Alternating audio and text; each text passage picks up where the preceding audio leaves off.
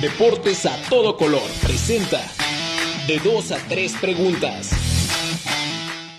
Hola, ¿qué tal? ¿Cómo están todos ustedes, amigos de Deportes a todo color? Estamos en una edición más de 2 a 3 preguntas y como siempre estamos con alumnos y exalumnos del Centro de Capacitación Raúl del Campo Junior. La única diferencia es que aquí eso implica también al invitado. ¿Cómo estás, Álvaro Morales? Bien, hermano, ¿tú? Todo bien, aquí con el deber, como somos de la misma alma mater, de hacer la mejor entrevista de tu historia. La mejor vez que te han entrevistado a alguien, eso nos toca hacer a nosotros. A Víctor Lona, a Sebastián Castillejo, a Julio Bernal, a Charlie Ulloa, a Alejandro González y a Joel Ponce. Esa es nuestra misión y lo vamos a lograr si tú nos permites. Órale, pregunten lo que se les dé la gana. Perfecto, pues empezamos con Víctor Lona. ¿Cómo estás, Álvaro? Un gusto saludarte. Bueno, como primera pregunta me gustaría cuestionarte sobre la evolución que has tenido en ESPN, porque si bien recordamos tu papel en SportsCenter como un niño, bueno, parecías un niño bueno, parecías alguien que no mataba una mosca, es más, hasta estaba rasurado y todo. Pero hoy en día la cosa ha cambiado bastante. ¿Cómo definirías toda esa transformación que has tenido en la empresa? Como una evolución muy positiva, estaba yo en un estancamiento de mi vida y de mi carrera. Entonces esta evolución fue una excelente anticipación. Cuando yo me doy cuenta que los medios en Estados Unidos, sobre todo la televisión en Estados Unidos, y más ESPN gringo, el que nosotros llamamos ESPN doméstico, empieza a cambiar. Entonces, creo que en ese momento fui el único y el primero que entendió que tenía que anticiparme. Ahora sí que, como dicen los cazabolseros, la anticipación es una virtud, y más cuando genera cosas positivas. Yo, en realidad, cuando estaba en la Raúl del Campo, y era un muchacho entre los 18 y los 20 años, porque yo estudié del 98 al 2000, en realidad lo que yo en ese momento quería o pretendía hacer, pues no es absolutamente nada parecido con lo que hago actualmente. Cuando yo estaba en la Raúl del Campo, yo quería ser o narrador de fútbol o narrador de béisbol. Esa es la verdad. También me gustaba el básquetbol, entonces era una época también entendiendo de que no había muchos programas de debate. Había uno de TV Azteca, que era pues o los protagonistas o Deporte TV, que Deporte TV nada más era los domingos, y había, pues no era un programa ni de debate, la jugada que siempre ha existido, pero no era un programa de debate. Entonces no había tantos programas de debate, ni siquiera en Estados Unidos había programas de análisis. Pero por eso la mayoría de mis compañeros de esa generación quizá no pensábamos tanto en las mesas de opinión, pensábamos más en narrar, como que lo más atractivo era narrar para la época. Álvaro, muchísimo gusto. Primero que nada, un saludo desde Plateros, Mixcoac. Y mi pregunta es, tú te representas, tú dices que eres un personaje polémico, que eres provocador incluso, y tu estilo es más que claro, te dices que te gusta sacar de las casillas a tus oponentes en un debate. ¿Consideras que este estilo ha permeado en la caja de manipulación masiva, como tú le dices, hacia promover un poco la violencia o no? Fíjate que yo no promuevo la violencia ni busco la violencia. Sí puedo ser agresivo cuando inquiero a mis compañeros, pero son regularmente mis propios compañeros, o cuando me ha tocado con otros colegas del medio, quienes no están acostumbrados a este tipo de cuestionamientos o de inquirir o de preparación. Cuando ellos cometen los actos violentos, sí puede producirse un acto violento, pero es lo normal. cuando tú empiezas a no encasillar, a arrinconar a una persona con cuestionamientos, cuando empiezas a cuestionarle y a contraargumentarle si realmente tiene o no la razón, y esta persona no está ni preparada emocionalmente ni preparada con argumentos, entonces se empieza a desesperar y esa irritación puede generar violencia. Yo sí genero irritación cuando empiezo a cuestionar tanto. Por ejemplo, ahorita estaba viendo el partido del Real Madrid, ¿no? Que ganó 3-0. Y entonces yo siempre estoy pensando en ángulos de debate, ángulos de discusión, que es una de mis ventajas competitivas en mi empresa, es que yo siempre estoy generando, es cuál puede ser, digamos, vamos a analizar el partido, ¿no? El partido lo analizamos, pero el análisis del partido muchas veces se convierte aburrido o soso. Sí tienes que incluirlo. Vamos a analizar el partido. El Real Madrid, ¿por qué ganó? Por esto y esto y esto. Pero lo que a la gente, a nuestro público le gusta, lo tengo demostrado, lo tengo cuantificado, ya sea por estudios que hace la propia empresa o que hago yo, es los ángulos de choque. Los ángulos de choque. Entonces, por ejemplo, podíamos hablar de Karim Benzema. Karim Benzema, que mete un golazo, que es el quinto máximo anotador en la historia del Real Madrid. Y, por ejemplo, se viene la renovación de su contrato. Entonces, ¿tú le renovarías contrato a Karim Benzema, sí o no? Y ahí puede venir ya la discusión, el choque. Y entonces, los que digan, sí, es el quinto máximo anotador en la historia del Real Madrid, y otros podrían contraargumentarte, sí, pero en algunos partidos importantes desaparece. O voy buscando otro ángulo de choque. Si tuvieras que renovarle contrato, ¿a quién se lo renovarías? ¿A Gareth Bale o a Karim Benzema? Y entonces unos podrían decir, no, pues a Karim Benzema porque es más constante y regular. Y otros podrían decirte, sí, pero Gareth Bale en las finales es donde aprovecha, ¿no? Otro ángulo que choque que yo estoy encontrando, eso yo siempre estoy pensando, los programas de debate depende mucho de encontrar esos ángulos de choque. Es Asensio, que regresó y a los segundos metió gol. ¿Debe ser titular Asensio o no? Y unos dirán que sí y otros dirán que no. Ok, si tiene que ser titular, ¿a quién sacarías? Otro ángulo de choque ¿es Toni Kroos el jugador más importante del Real Madrid o no? Y entonces ahí me la paso, así me la paso, buscando ángulos de debate, ángulos de choque. Y yo lo único que pido de mis compañeros y colegas es que siempre estén bien preparados. Yo no estoy buscando sí busco la confrontación, pero no busco los madrazos per se. Lo que busco es que mis compañeros me den la mejor opinión y la opinión más argumentada posible. Esa es mi labor. Y entonces eso cuesta trabajo y la gente se va desesperando. Entonces yo soy como un abogado del diablo. Yo tengo respuestas a favor o respuestas en contra, ¿no? Por ejemplo, otro ángulo que podíamos... Fíjate nada más cuántos ángulos ya llevamos a cabo en todo el partido. Le anulan un gol al Valencia. Y ahí podíamos discutir si era fuera de lugar o no. Si había fuera de lugar o no. Entonces, ahí podíamos discutir. Y lo podemos hacer también. Pues evidentemente también esto es una industria. Necesitamos la atención de la gente, el rating. Es que pues, ¿benefician siempre al Real Madrid los árbitros o no? Entonces, los madridistas dirán que no, los antimadridistas dirán que sí. Ya, por ejemplo, ya me estoy imaginando ¿qué va a decir hoy el Chiringuito? Que empieza a las 5 de la tarde, pero lo puedo ver grabado por YouTube. ¿Qué ángulos van a encontrar los antimadridistas sobre este triunfo, no? Estaba creo que a 5 puntos del Madrid, otra vez se pone a 2, si mal no me salen las cuentas.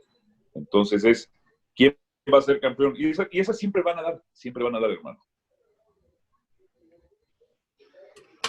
¿Qué tal, Álvaro? Un gusto saludarte y poder presentarnos a platicar contigo. Te saluda Charlie Ulloa. Oye, en varias ocasiones has mencionado, yo no soy periodista, no me considero periodista. ¿Por qué? ¿Por qué no te consideras periodista? Porque hay colegas o compañeros míos que se consideran periodistas y en realidad no lo son, hermano. Por eso yo no me considero periodista, porque mira, yo de la Raúl del Campo, en septiembre de 1999, y algunos de ustedes no habrían ni nacido, estaban muy chavitos o muy bebés, a mí lo mejor que me pudo haber pasado, contrario a mis sueños, porque la mayoría de los que entramos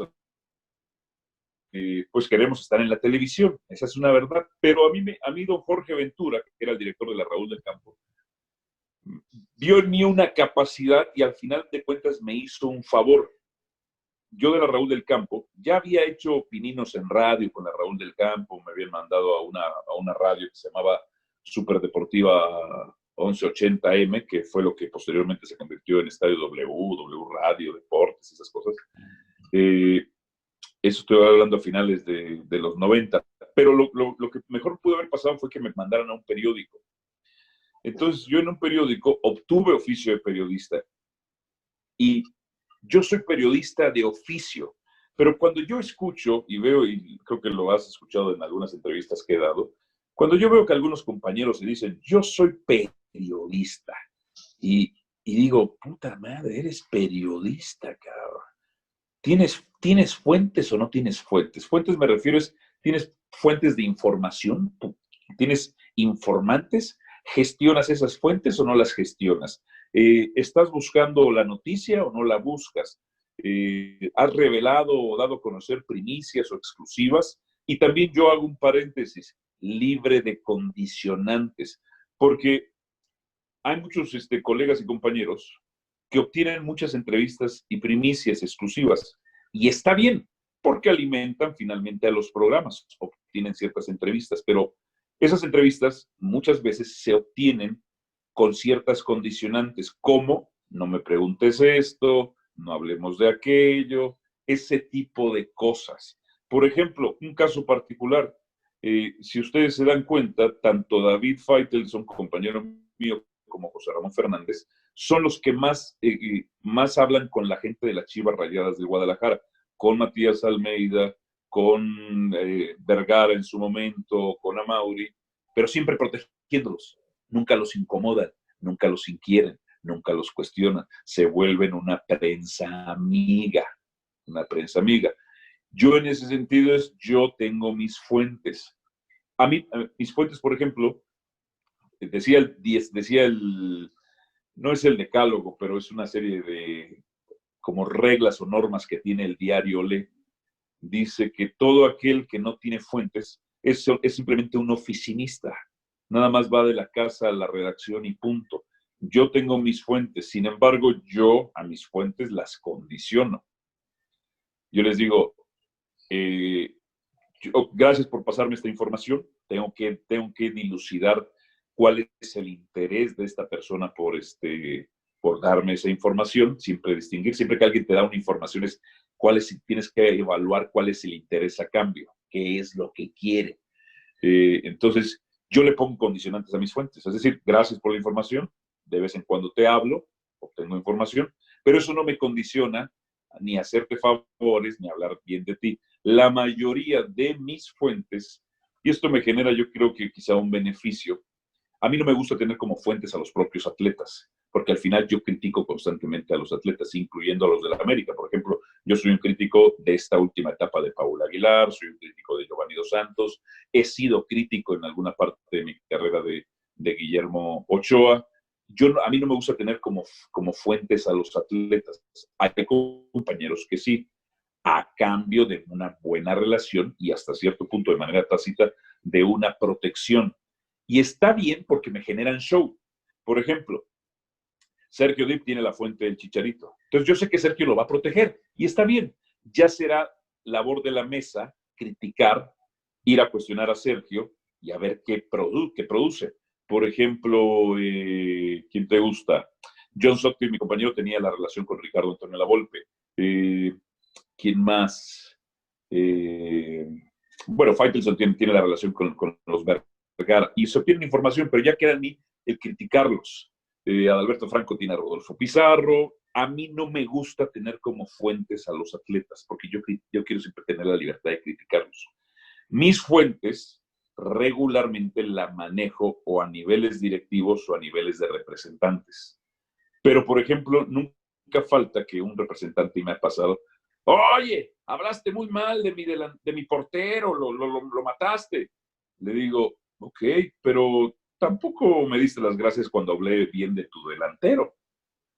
Entonces, Digo, no te preocupes, ya no me pases información, no la necesito, no es necesaria.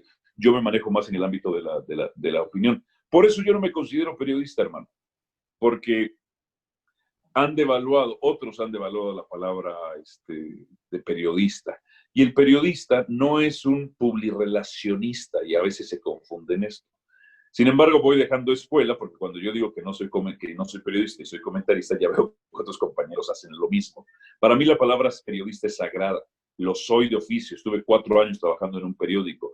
Tengo, creo que quizá el mejor oficio de la industria como periodista. Pero si otros se consideran, digo, changos, marangos. O sea, por ejemplo, otra cosa, hermano.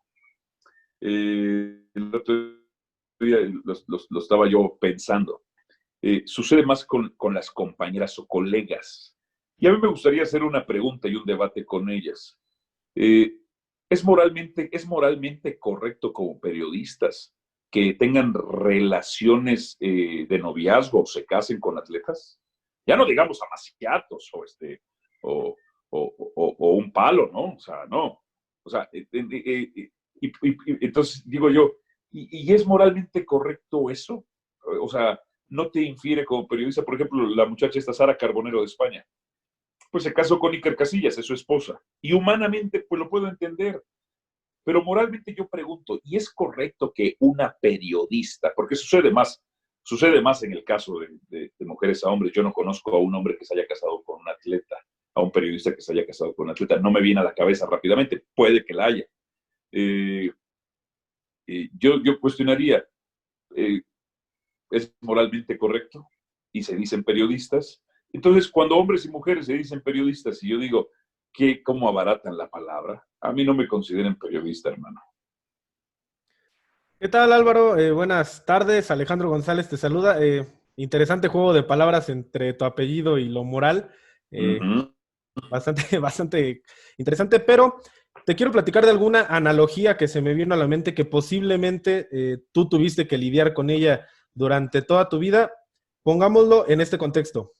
En tu trabajo te dedicas a construir opiniones, tanto tuyas, y posiblemente generas que construya alguien más opiniones respecto al tema que hablan. También puedes dar cierto tipo de consejos, palabras, argumentos, para que la gente cambie su manera de pensar, sea para bien o para mal. Y cuentas historias del deporte a niveles, como ya lo mencionabas, de no una pelea física, pero sí un choque verbal de ideas, ¿no? Entonces, toda esta parte es por tu padre, que es ingeniero civil, por tu madre, que es psicóloga y aparte historiadora. ¿Cómo te convierte toda esta estructura en bueno, no en el periodista, en la persona encargada de comunicar en el momento? Pues es un bagaje muy interesante el que tengo yo, hermano. Soy hijo de inmigrantes, entonces, y de un inmigrante que llegó aquí con una mano adelante y otra atrás, pero un inmigrante educado académicamente. Entonces, se me enseñó a pensar y, por ejemplo, es muy común que en algunas o muchas reuniones familiares, cuando hay personas que son amigos de la familia, me refiero a mi familia extensa, amigos de mis padres o así, que también pertenecen a ciertos círculos intelectuales, tú empiezas a escuchar las discusiones y empiezas a aprender a discutir y a cuestionar. También a veces, te digo una cosa, también a veces los intelectuales le hacen mucho a la mamada, eso es cierto. Y te digo otra cosa, que eso yo lo aprendo. Ya ahora, por ejemplo, ya todo este círculo prefiere ya no discutir conmigo, porque, por ejemplo, también en los círculos intelectuales se discute mucho a partir del dogma, o tienen recursos retóricos, también tienen recursos retóricos, cuando se sienten acorralados. Por ejemplo, te voy a dar un caso, ¿no? El intelectual muchas veces, cuando se siente un poco acorralado, dice, no, es que, por darte un ejemplo, ¿no? Lionel Messi jugó mal por esto. Y entonces los intelectuales tienen luego ciertos recursos retóricos como, pero primero tendríamos que definir lo que es el mal. Y yo les digo, no mamen, cabrón, les traigo un pinche diccionario si quieren y ya vemos.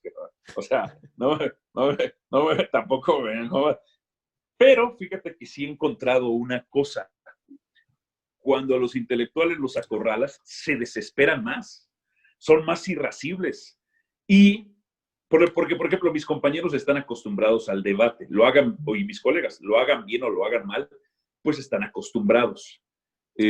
Cuando, por ejemplo, yo estoy discutiendo con estos grupos familiares muy cultos o muy académicos, pero cuando yo con la bandera de la ignorancia, haciéndome pendejo, los empiezo a cuestionar, veo como ellos no están tan acostumbrados a veces, veo como sus ojos se ponen rojos, se empiezan a enojar.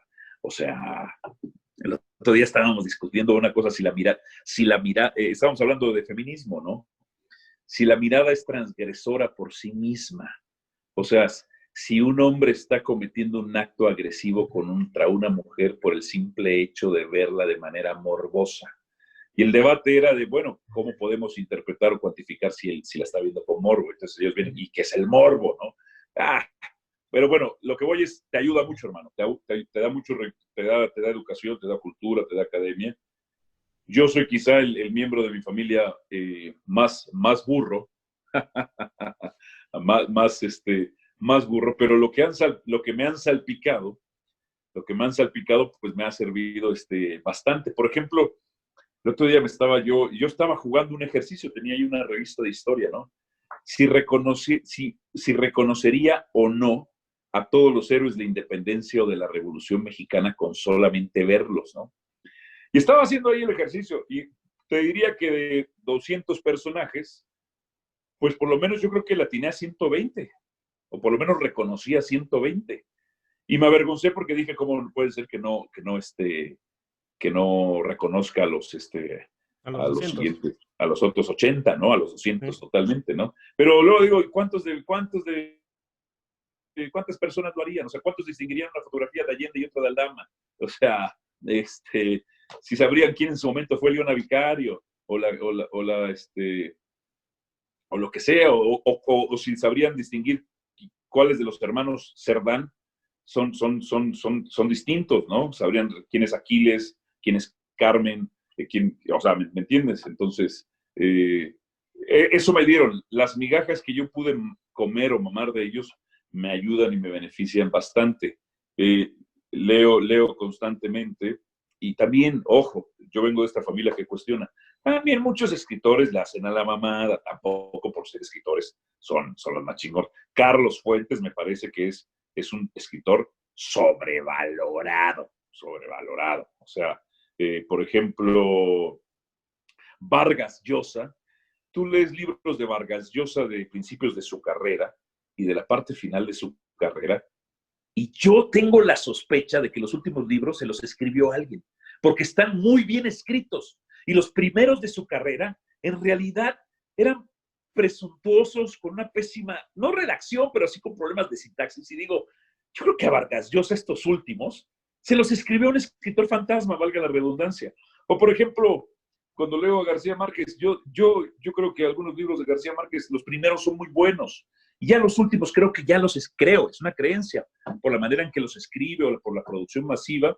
Digo, este cabrón ya lo que quería era pagar la colegiatura de sus hijos y tenía que escribir un chingo, y tenía que escribir de manera masiva. Entonces, también en los círculos intelectuales, como en los círculos del periodismo deportivo, como en los círculos de cualquier círculo, hay profesionales que están sobrevalorados.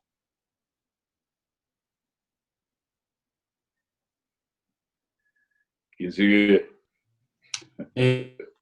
Álvaro, aquí yo. Tú has creado un personaje. ¿Me escuchas bien? Sí, te escucho bien ahí, hermano, te escucho bien. Ok, tú has creado un personaje a lo largo de los años, pero ¿qué tan difícil es crearlo? Porque todos te ven de una forma en la televisión y quizá tú eres de otra forma bien diferente con tus amigos, con tus personas cercanas. Ayer nos platicaba, por ejemplo, Marisa Lara, que muchos ahí en ESPN son totalmente diferentes a cómo salen a cuadro. ¿Qué tanto te ha funcionado esto para tener el éxito que ahora mismo tienes? Mira, qué bueno que lo preguntas. Sí distingo de mi vida personal de mi vida profesional, pero nunca me ha molestado que me llamen personaje. No soy, de verdad, no soy tan diferente en la vida real como lo soy al aire. Soy un tipo contestatario, soy un tipo, estoy hablando de mi vida privada, ¿no? Soy un tipo contestatario, soy un tipo que no me dejo, soy un tipo que discuto con quien tenga que discutir, sea mi mamá, mi mujer, mi hermano, lo que sea. Con mis amigos, pues también discuto. Entonces, realmente soy muy parecido en la vida real a lo que ustedes ven en televisión. Por ejemplo, José Ramón, su personalidad al aire es mucho más distante. Yo te diría que José Ramón sí es un personaje, o es más personaje que yo. David Faitelson es mucho más personaje que yo. Y yo no, yo prácticamente soy el mismo. Sí, a veces con más cuestiones un poquito más histriónicas, al final pues, estás al aire, pero soy prácticamente el mismo, hermano. Y esta manera de ser no se había visto antes, porque quizá el establishment de hace 10 años de hacer medios de comunicación pues era totalmente distinto. Y además en SportsCenter, cuando hacía SportsCenter, pues no discutías con nadie, se trataba de dar tu mejor desempeño leyendo un highlight, ingeniándote con algunas frases o lo que tú quieras. Después ya dejé yo de decir frases, porque yo trato de salir de los lugares comunes. Entonces, ya todo el mundo empezaba a decir frases. Entonces, yo, por ejemplo, jodo cuando narro fútbol, yo siempre empiezo con una frase. No tengo clichés para empezar los partidos, ¿no? Que por sí misma ya es una frase, pero lo que le estoy diciendo a toda la industria es, déjense de mamadas ya estar sacando tantos clichés. O empiezo a decir, la vaca aúlla y el gato ladra. Si quieren que diga una frase, la invento. Punto, se acabó. Entonces, sí me gusta ser distinto, y ser distinto me ha ayudado mucho. Yo trabajé muchos años transmitiendo béisbol para una compañía que ya no existe, se llama Publieventos Deportivos. Y Publieventos Deportivos tenía un eslogan: la diferencia hace la excelencia. Entonces, por ejemplo, se narraban varios deportes, los narradores de fútbol, uno narraba un equipo y otro narraba otro. Entonces, se iban alternando las voces. Lo mismo hacíamos en el béisbol. Entonces, a mí esa frase siempre se me quedó mucho, del productor Rubén El Porky Villalay, que la diferencia hace la excelencia. Si todos son excelentes, pero todos son iguales, si todos son profesionales, pero todos son iguales, en realidad no hay un distintivo, hermano. Y en esta industria, y ustedes que están chavos, el que se distingue por algo es el que triunfa. A lo mejor todos ustedes son muy preparados y todos ustedes son muy apasionados, pero si todos ustedes son iguales, ¿cuál va a ser el factor diferencial para contratarlos en la industria a ustedes? Todo el mundo tiene que tener un factor diferencial. También hay colegas o miembros de esa industria que sirven de relleno, y está bien porque se necesitan ocupar espacios de relleno. ¿Qué tal, Álvaro? Bueno, pues ahora voy a cambiar un poquito el tema. Y bueno, anteriormente tú eras azul de corazón, ¿no? Y a mí me llama mucho la atención que después de la final perdida en 2013 te cambias de equipo. Cuando tú hablas de los mejores jugadores del mundo, jamás incluyes a Diego Armando Maradona por el gol que mete con la mano, ¿no? Y porque además era un drogadicto que se dopaba y dio 3 veces dopaje, hermano. Entonces tendríamos que... ¿Por qué yo hablo de esta hipocresía? ¿Por qué Lance Armstrong, que dio dopaje, no lo incluyen como el mejor del ciclista de la historia porque dio dopaje? Y en el fútbol somos muy permisivos. Y entonces yo escucho muchos dogmas, hermano, dogmas. La palabra dogma es prácticamente, yo esto lo digo por mis huevos o porque así lo dice Dios. No, es que la droga no ayuda. Ah, cabrón, ¿eres científico? Vamos al reglamento de la FIFA y de dopaje de la FIFA. Y hay una sección de narcóticos, la 21, si mal no recuerdo, 23. Dopaje y narcóticos. Y ahí te dice cómo la cocaína, con estudios científicos, te muestra que te hace ver las cosas más lentas, tú estás más acelerado, aguantas más los golpes, eres más veloz, eres más rápido de pensamiento. Las mismas características que Diego Armando Maradona. En los años 70 se hacían, a los futbolistas brasileños que consumían cocaína, le decían turbinados, porque eran unas turbinas. Y en el caso de Cruz Azul, hermano, me fui, o sea, oficialmente me fui en el 2018, aunque yo ya me sentía medio americanista desde el 2013, porque Cruz Azul fue un sufrimiento, hermano. O sea, ustedes están muy chavos, pero por ejemplo, Cruz Azul llegaba como favorita en la final en los años 80, fue el 88, contra América. Imagínate, jugaba Raúl Cárdenas, que jugaba muy bien como mediocampista de contención. Estaban varios jugadores, muy buenos jugadores. Y no metieron ni las manos contra el América. Luego vino la final contra Necaxa. No metieron las manos ni contra el Necaxa de Aguinaga ni Diego Basay. Si pensamos bien el triunfo del 97, en ese partido Cruz Azul sí llegó varias veces, pero pues al final no pudo hacerle daño a Comiso. Si analizamos bien, claro, uno como Cruz Azulino, cuando yo lo era, pues no te importaba, ¿no? Pero si lo analizas bien, si no es por el golpe de Comiso a Hermosillo, pues no veo cómo se hubiera abierto el marcador. O sea, fue hasta circunstancial de alguna manera. Y me hice americanista. Y no, luego hubo una época, ustedes a lo mejor estaban bien chavitos, pero una época que Cruz Azul no pudo ganarle prácticamente en 11 años a la América. En 11 años, en 20 torneos cortos, no pudo ganarle a la América. Entonces, no, íbamos ganándole cuando era Cruz Azul, íbamos ganándole al Monterrey 3-1 en el partido de ida a la final. Y en la vuelta el Chupete y de Nigris nos destrozaron, el Cabri, todos ellos. Contra Pachucas éramos súper hiper favoritos. Contra Toluca se llegó a penales y ni se ganó. Y luego no hablo de Conca Champions, que se estuvieron contra Atlante en su momento.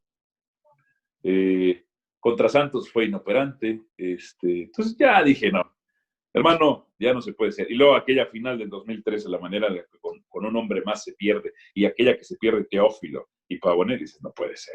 Oye, Álvaro, pero ¿por qué inclinarte hacia la América cuando, digo, varios de los títulos de la América también son muy dudosos? ¿Por qué inclinarte a ese equipo? ¿Realmente por los colores o quizás para, digo, por el personaje que tú manejas, tener más seguidores que hablen de ti? No lo sé. Primero porque me dio el síndrome de Estocolmo a partir del 2013, porque esta relación Cruz Azul-América, pero por ejemplo, qué bueno que tocas un tema, varios títulos dudosos. ¿Cuáles me dirías tú que son dudosos, hermano? No sé, Chivas 83-84, Pumas el siguiente 84-85 tal vez. Chivas, vamos por partes, Chivas 83-84. ¿Cómo si en el partido de ida le expulsan a De los Cobos y en el partido le expulsan a Manso y en ese partido de vuelta le marcan dos penales, y luego el árbitro era R. Márquez, Antonio R. Márquez, y Sergio Lugo casi le rompe la pierna a Hermosillo en un tiro de esquina de frente a R. Márquez, y luego el Sheriff Quirarte le dio 3 pisotones al ruso Brailovsky de frente a Antonio R. Márquez. ¿En dónde dices ahí, por ejemplo, esa final que estuvo la polémica arbitral, hermano? Cuando América en 2 partidos estaba 11-10.